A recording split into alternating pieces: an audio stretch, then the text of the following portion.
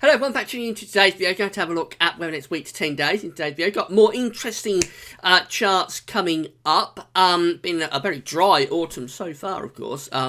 Really dry conditions through much of September and October, with local exceptions where there was local thunderstorms, particularly when we had that heat in September. Overall, really dry autumn so far, but it looks like we could be in for kind of wet weather down in the southeast at the weekend. And not only wet, but also cold as well. Cold northeasterly winds, heavy rain, possibly wintry showers in the north. Really quite unusual conditions for the start of November. Of course, this is tying in with bonfire night, so I know many of you will be wanting dry conditions for your bonfire and firework parties.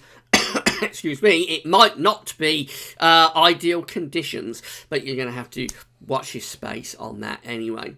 I'll get on with the week to 10 day video in a moment. Before I get on with that, just say about the ads. There's links to articles on all the pages. Have a browse through widgets and click through the links. If there's any articles that are interesting, you'll be helping us to pay website.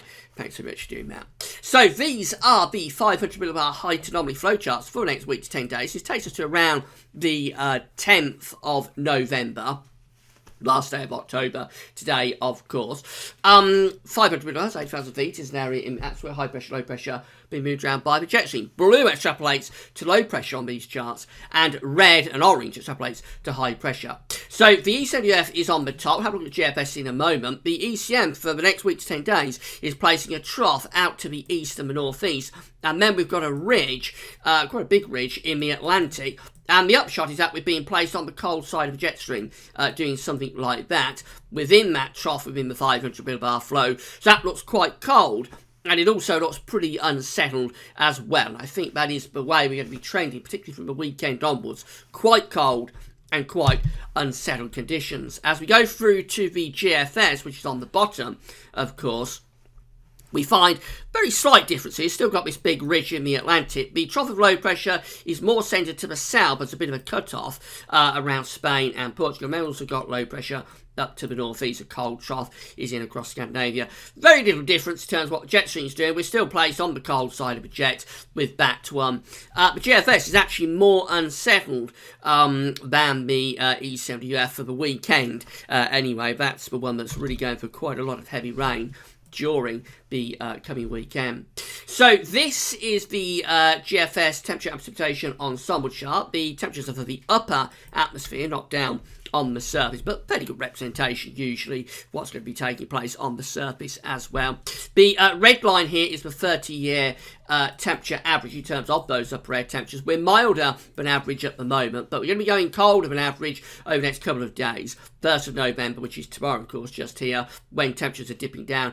And then beyond that into much of the coming week and the weekend, and into start of next week, actually, we're cooler or colder than average. So that's quite an extended period, quite a prolonged period of below average temperatures. Into the second week, which is the extended range of the chart, of course, we find the temperatures recovering. So it looks like temperatures are lifting back up there for the second week of the month.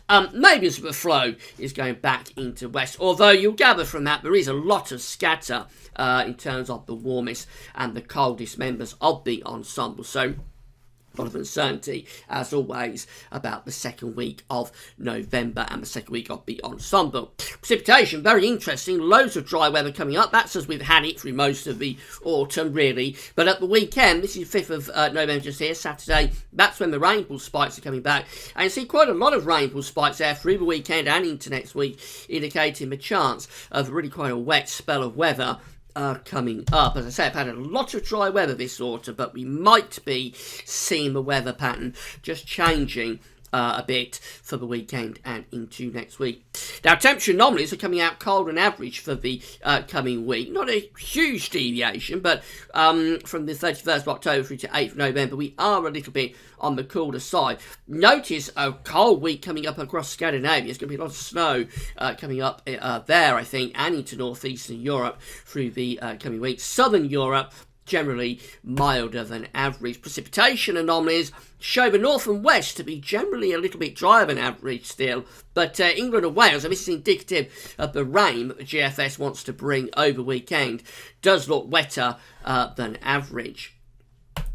So going through to the generic charts, this is the GFS first of all. This is one that's going for big rainfall over the weekend. So we start on Friday, where we've got an area of low pressure coming in towards Scotland. That could bring cloud and rain to Scotland, England and Wales, still just about staying dry. We move through the weekend and go into Saturday and find that low pressure coming southwards across the country. Quite interesting. Normally, low pressure, of course, goes from west to east on the zonal jet stream.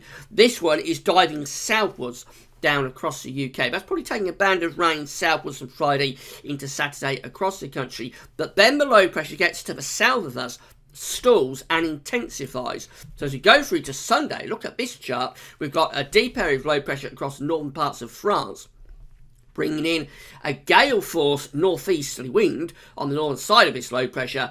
And there's probably a weather front that's producing copious amounts of rain down in the southeast in that sort of zone. So if this was winter, we would be looking at quite a snowstorm with that. Gale force northeast winds, cold air coming out of Scandinavia and a deep area of low pressure. That would be a big snow event. Because it's only early November, it's going to be very wet if it comes off. Really wet weather down in the southeast. For Scotland and northeast England, we are probably cold enough with the air mass to be seeing wintry showers up here. But persistent rains down across England and Wales, and particularly some of the eastern parts of England. But for the northeast, probably is cold enough for wintry showers up there, which of course is a mix of rain, hail, sleet, snow, and so chiefly, but not exclusively, over high ground. There could also be night frost across the north and west on that sort of scenario. We get through into Monday, and we're still in that strong and cold northeast wind, still for low pressure to the southeast, so that could again be producing quite a bit of wet weather down in the southeast, driven on by a strong and cold northeast wind. Further north, maybe wintry showers for Scotland and northeast England, and night frost as well for Scotland. Go through into Tuesday, and high pressure's bridging back in off the Atlantic then, so we lose that northeasterly and the rain. Probably quite frosty early and late on Tuesday, but with a fair amount of dry weather, albeit pretty cold by day. And then the early middle part of next week sees that low pressure slipping down to the southwards, and we return back to a west-northwesterly flow by day 10, which is Thursday, 10th of November. This looks like it's trying to get winds back into the north again, but I think the second half of next week probably does turn milder, initially in the north, then down in the south. Beyond that, beyond day 10, with a lot of uncertainty, perhaps another cooler push from the north. ECWF looks like this, so low pressure in the north on Friday, then it dies southwards through Saturday, taking rain with it. By the time you get through into Sunday, the low pressure is down to the southeast, and we're bringing in this northeasterly wind. Now, the ECWF does not develop this low pressure to the same degree as the GFS, so this isn't a rain fest for southern and eastern parts of the country. It's just showery and cold with these northeasterly winds. Probably cold enough still for wintry showers for eastern Scotland, northeast England, but it's not the copious amounts of rain that we got down in the south and the southeast. The early part of next week builds this ridging, so that looks quite frosty for the early part of next week. But quickly we're back into westerlies by the middle part of the week. Tuesday, Wednesday, westerlies are returning, so it's milder and probably rain coming in off the Atlantic. Finish up on day 10, which is Thursday, 10th of November, in this cool and showery northwesterly flow. If we could go on another day, for another 24 hours, we would probably see this area of low pressure up around Iceland and Greenland moving southeastwards and maybe pulling the wind in from the north. I think there is a bit of a northerly threatening again just beyond day 10. Finally, the GEM, so there's a low pressure coming southwards across the country on Friday into Saturday, but low pressure's over the UK, so bonfire night, I'm afraid, does look like it could be quite unsettled with rain, particularly so for the southern part of the country. Cold, with wintry showers and frost perhaps on bonfire night itself for Scotland. Pull down that really cold northeast wind, or really cold for the time of year. Anyway, northeast wind into Sunday. Again, doesn't blow up that low pressure to the same degree as the GFS, but even so, we'll be bringing showers into the eastern part of the country. And some of those over elevation, particularly for Scotland and northeast England, could be wintry. Early next week, we keep that northeast wind going, so it is does keep that northeasterly there a little bit longer than the ECWF in particular. And then into Tuesday, low pressure's trying to come back in off the Atlantic. And what happens here is quite interesting because the low pressure comes down across the country and stalls. There it is in the North Sea on Wednesday. What's happening there is that we've got a huge wedge of cold air, probably snow-covered ground, across Scandinavia. So the low pressure's coming in, trying to bring in milder air off the Atlantic, but it's coming up against that block of cold air and it's stalling and slipping down the eastern side of the country. That's one of the scenarios we look for in the winter to produce snow. As the low pressure comes in off the Atlantic, it hits cold air and stalls, and then you get the undercut of cold air producing snow. Again, because it's only early November, it's just likely to be rain, maybe a little bit of sleet or wet snow over high ground. But just want to throw that in because it is one of the things that we do look for in the winter to produce snow events. By day 10, probably returning more towards a westerly flow as a high pressure ridge is back in off the Atlantic. So some really interesting charts there for the first week to 10 days of November. It looks like it's going to be cold. It looks like we're going to have this northeast wind with us, and we may get a lot of very wet weather down in the southeast. Now, such a dry autumn, that'd be quite a turn up for the books to get a couple of days really wet weather. And we're talking perhaps on the GFS anyway for an inch or a couple of inches of rain. But of course, keep in mind the other two aren't as wet for the weekend. They're just cold and showery, with showers probably cold enough showers to be wintry for Scotland and North East England. You really will notice that northeast wind getting up at the end of the week and into weekend. So we'll continue to monitor how this is progressing. I think the GFS might be a bit over the top with that low pressure at the weekend. It might not be quite as wet and disturbed as the model is predicting. But I know a lot of you have got your bonfire and firework nights planned. So I'm sure you'll be watching the weather with interest over the next few days.